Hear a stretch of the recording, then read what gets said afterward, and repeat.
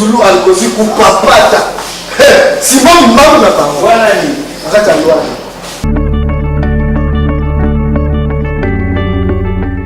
Kalita pomba. Ngabona Zulu Arkosi kupapata na kalita pomba. Moi na ye yoka pomba na zalaka. Yoka pomba. Ta pecho bebe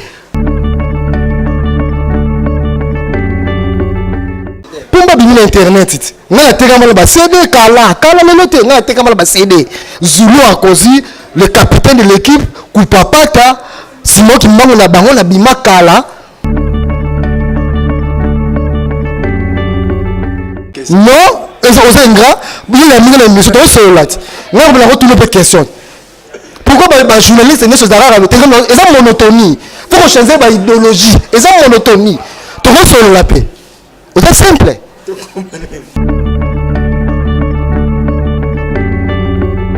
Il y a un Gégé, c'est qui dit Nangola, ah, la comédie Bélémi Nangola, Bala Gégé. Et c'est Simon qui m'envoya.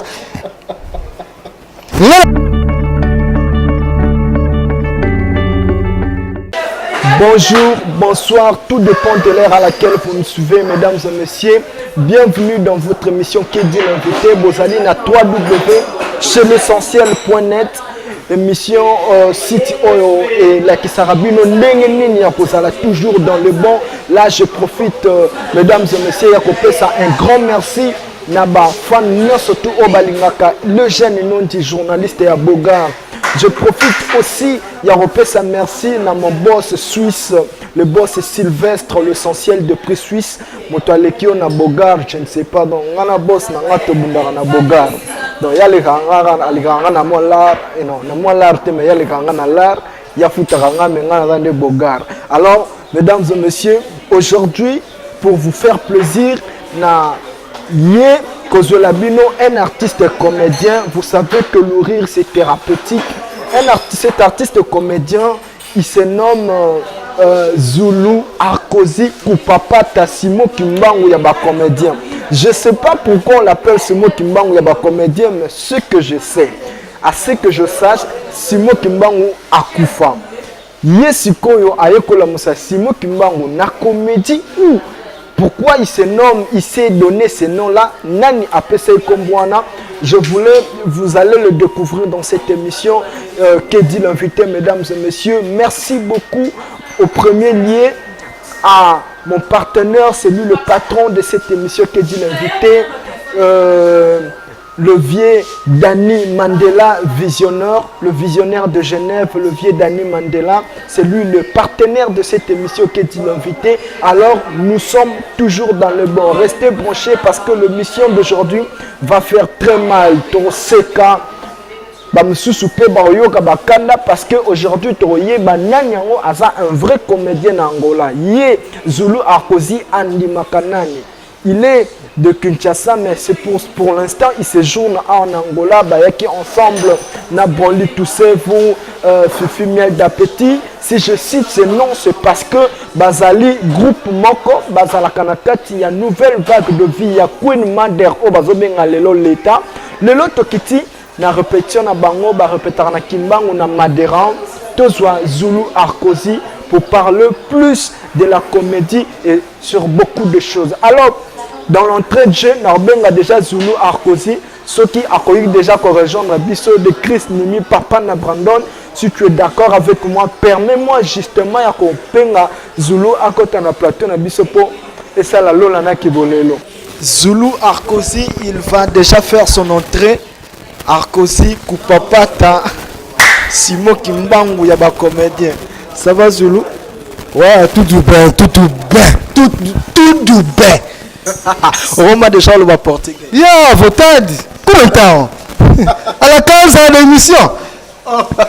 Mesdames et messieurs, je vous avais promis de recevoir Zulu Arkosi. Mais Zulu Arkosi, Barumo Bengo Simon Kimbangu, pourquoi? Ngani na zagu ngana na innocent mais bana poto batali babilo na betaka bamsu ba pesa onga nazali boss ba comédien onga nazali kingani okomprendre mais bana poto association 94 mado diva bavandi batali zulu akozi système de jeu tactique ndenga yangola bapesinga kombo ya Simon Kimbangu.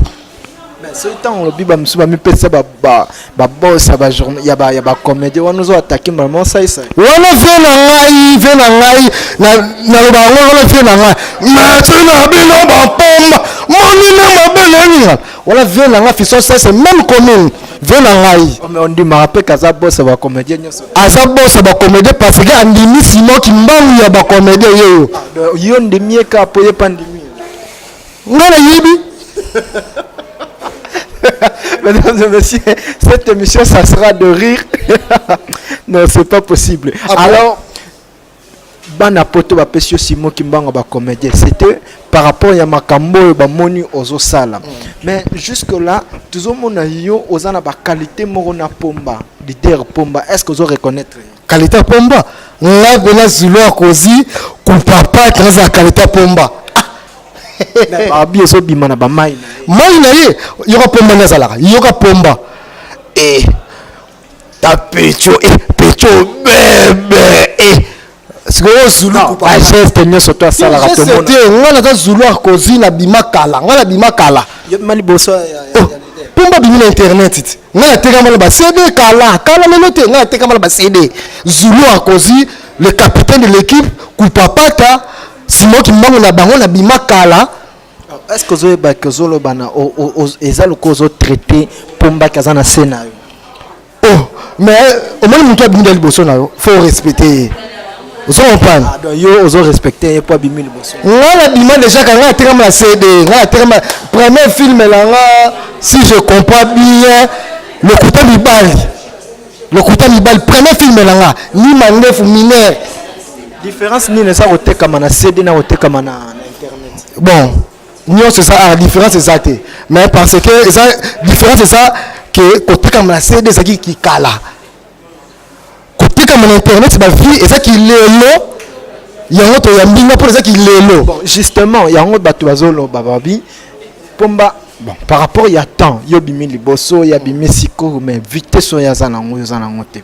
Vitesse ya mutuka te bazolanda pomba yo te mais zulu akozi ku papa te balanda ngai partout balanda ngai partout ngala teka mwana za mwana queen mada kilo ya monde balanda ngai partout pomba za petit na ngai to solaka bien bane ko benga mutu petit na écran o za télévision benga petit est-ce que pomba o sepela na on a petit na to vendre na idoja zaki na ngola ya mbaki bien mona photo te petit na ngai na âge ils ont comprendre mais zulu na comprendre te zulu zana oyena mamba polémique zulu kana pomba za nini na roluka polémique te c'est mon frère aza master ou artiste pour ouais master mais petit de siko salima te na âge te na âge za ala petit na âge na boulot na ara o Simon Kimbangu na bango o Simon Kimbangu ça va te traîner sur yangote bon mais zulu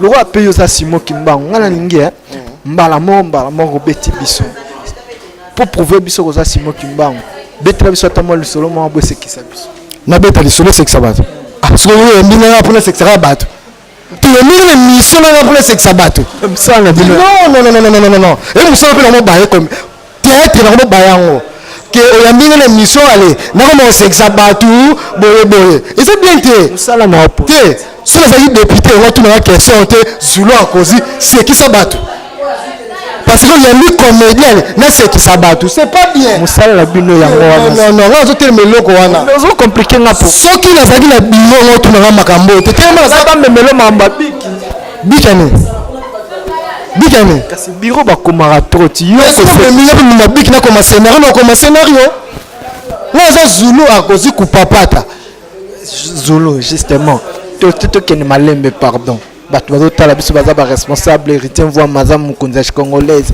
je sais modia bato za patronage congolaise bakaski to moto pamba bazolinga bayeba so zulu opesi moi di solo moko ya bien comédie moko ya bien c'est qui si biso ba comprendre pe qualité no ça pe mabeta obwaki bato ya chicongolaise mais Alain Vison mutu na yo boa qui était ozenga Alain Vison ozenga ozenga beta molo moi c'est ça mais ba émeraude wini basa na poto mutaleki mako mais la valeur émeraude wini katanga balinga bilo tenga la sexe sabat so you linga la sexe sabat so pourquoi la sexe sabat bien Zulu sur bo beta les solo case et c'est comme l'on déjà dans nzela na ko beta les solo merci go epé beta c'est comme l'on nzela continuer et c'est comme l'on bon et c'est comme l'on nzela ton famille na bino bana babi ko ke luka musa oke musala tango ebisa bango ke luka musala ebisa bango ke ko sala wapi ngana zana mwana na ngamoko na Congo parce que na mwana moko ana France mwana na ngaza na France malgré na comédien muta maboke na bota mwana ana France et puis je me suis na benga mwana nga na français na solo mwana papa comment vous allez awa comment vous allez na bien je vais bien na bi bon ngana ke moto kende musala papa tu na musala miozo kende ngabite mwana na français na français mwana ni les autres balinga t'es ça français aux autres quand on dit gars so ça français mal parler c'est comme portugais c'est comme français mal parler c'est comme portugais pour na monde entier mutagafara tu sont mutagafe na français c'est comme portugais pour portugais ça français mal parler oui et ça bongo parce que moi on a tout solo moi on a mikili moi on a tout papa OK musala ngabi oui on a tout musala moi on a tout na ngamba moko papa OK musala ozoko konde ko sekisa batu et il a carte téléphone c'est moi on a prédit na comédien papa sala ne musala au sexe moi on a abisina ke papa c'est OK sekisa batu et puis ça kande la bité musala oyo OK jamais nga susu na simi micro mutako ata jino sa koyamba nga so émission te na lo bona so obu ya mbina koyamba sa boy kandando L'Angola, les 30 ans. Merci mesdames et messieurs, nous sommes en train de continuer. Je rappelle que vous êtes dans www.l'essentiel.net. Merci aussi Nabanderonio, surtout au Bazo Landabiso. Donc nous sommes avec Zulu Arkosi. Zulu Papata Arkosi. Oye Nangola. Okuti pe baninga, ba comédien pe baza. Bayambi onde. Bayambi na maboko akufungwama. Mosala le ekotombola ngai.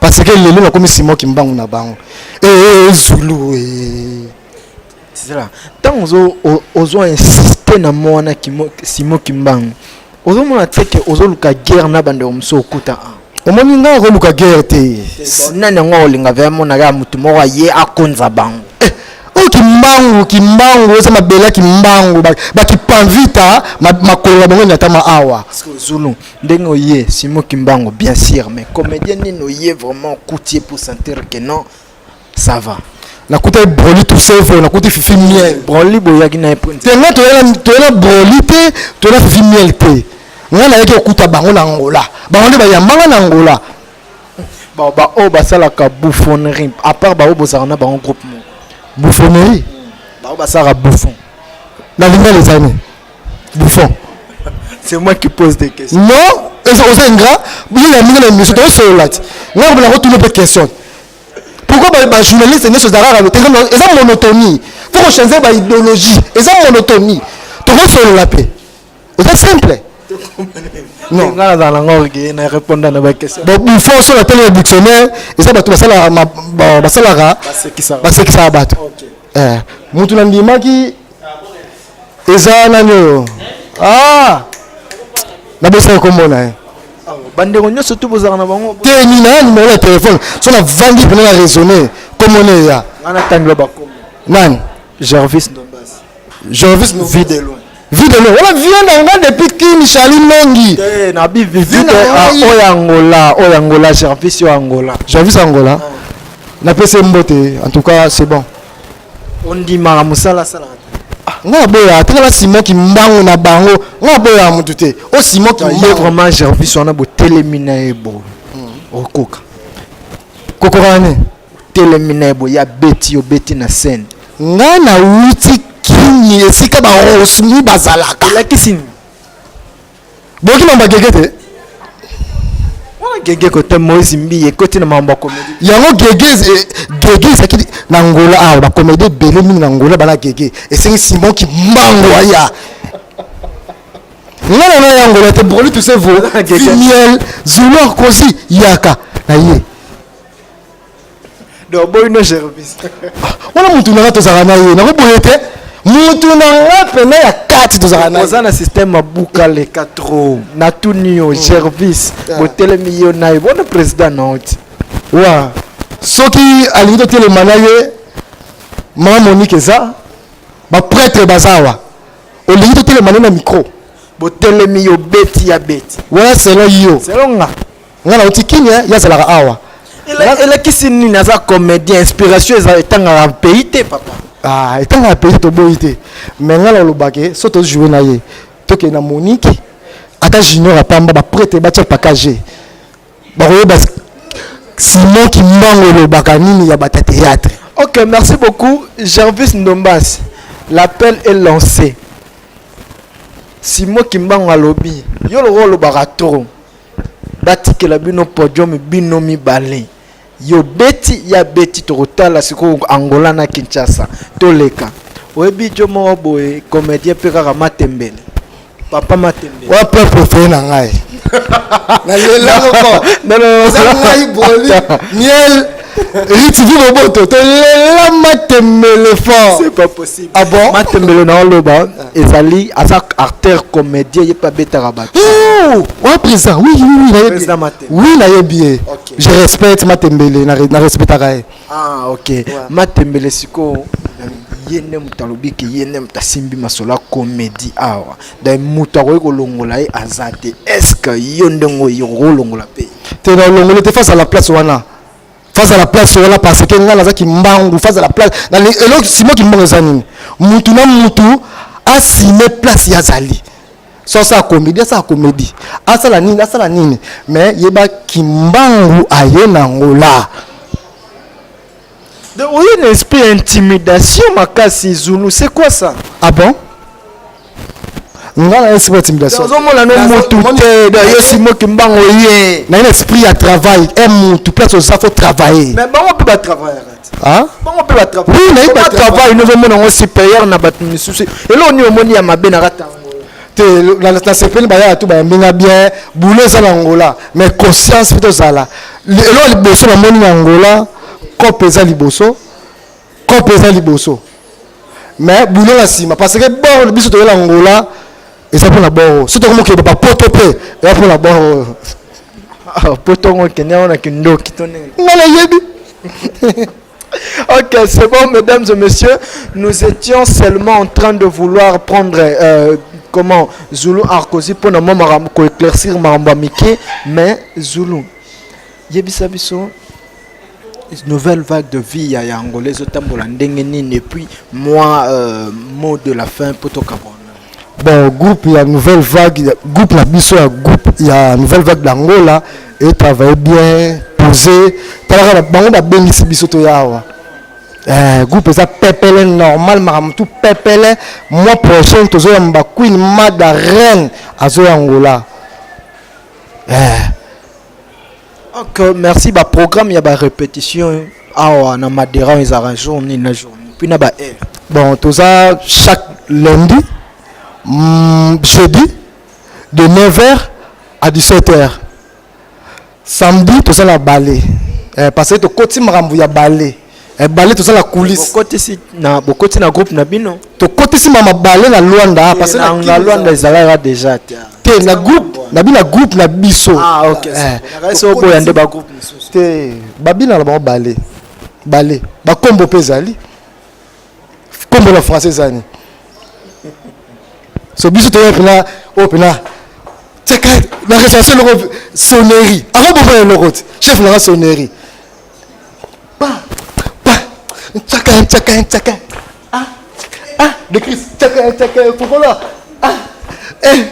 fongola fongola de Chris voilà balé ce que chef la mo sonnerie le siba kombo ratin poli abina ngwa sepeli sanga na danse wana OK c'est bon alors natikela o micro osepelisa bandeko po oconfirme biso ke yoza Simon qui po ba service de masse balongola ba voix moi obetelo voix ya vie de loin abetelo voix ya plus de 5 acteurs alongola ba voix na bango mais yo jusque là to moni ku to telo morte so nga pe alongola ba voix normalement rosala ngo pesa la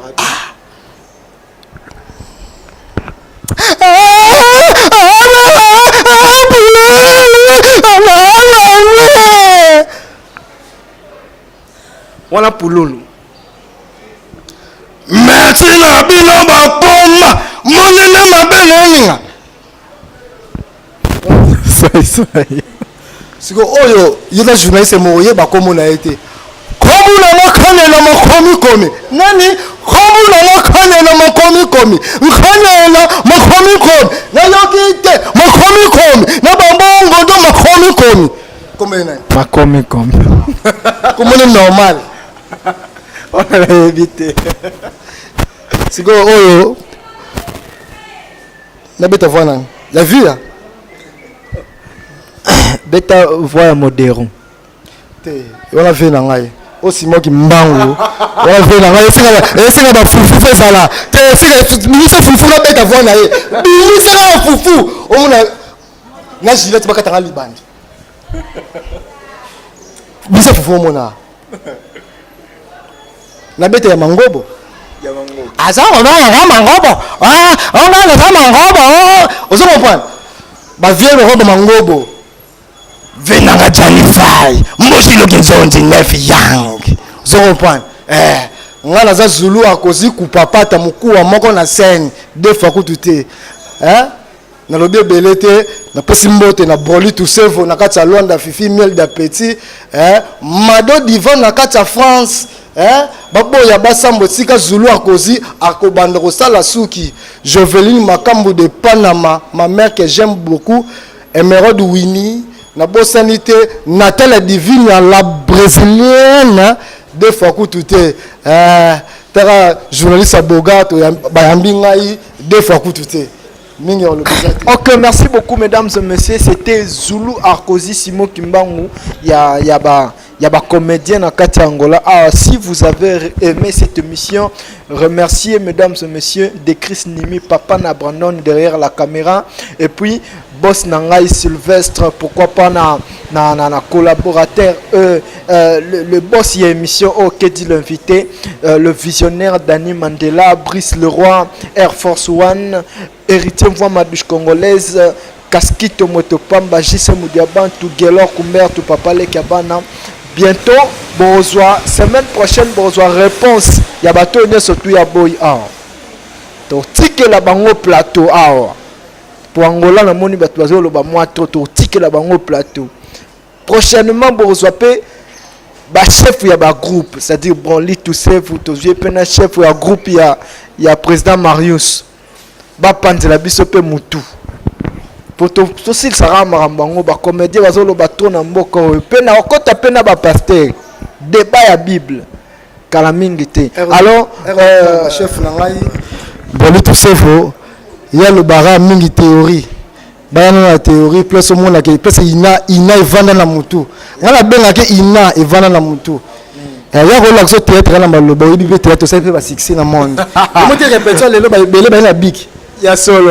Alors mesdames et messieurs, ça ne finit pour moi Zulu natikeli au micro si la biso émission. Merci cette émission, merci cette émission.